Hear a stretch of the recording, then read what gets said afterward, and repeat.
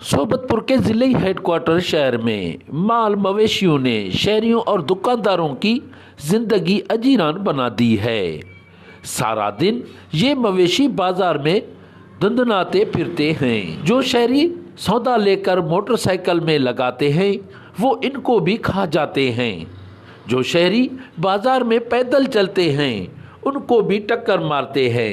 कभी तो बाजार में चलने वाले मोटरसाइकिलों को भी टक्कर मारने पर वो गिरकर जख्मी भी हो गए हैं। हम ये कहना चाहते हैं डिप्टी कमिश्नर सोबतपुर को ऐसी सोबतपुर को इस पर फौरी नोटिस लिया जाए। आए रोज आवाम को नुकसान है, किसी शहरी को तंग कर रहे हैं, बहुत ही नुकसान हो रहा है गरीबों का। किसी को बूढ़े हैं उसको टक्कर लगा रहे हैं, तकरीबन बहुत ही नुकसान हो रहा है। हम डिप्टी कमिश्नर से अपील करते हैं कि इसको फौरी तौर पर इनके मालिकों को रोका जाए कि बाजार नहीं आए।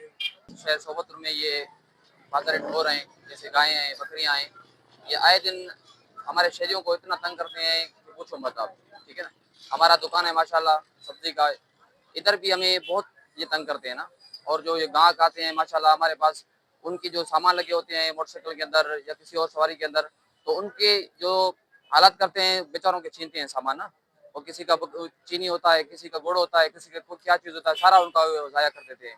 तो हम ये अपील करते हैं डिप्टी कमिश्नर सोबतपुर से और असिस्टेंट कमिश्नर से अपील करते हैं कि हमें इनसे छुटकारा दिलाया जाए।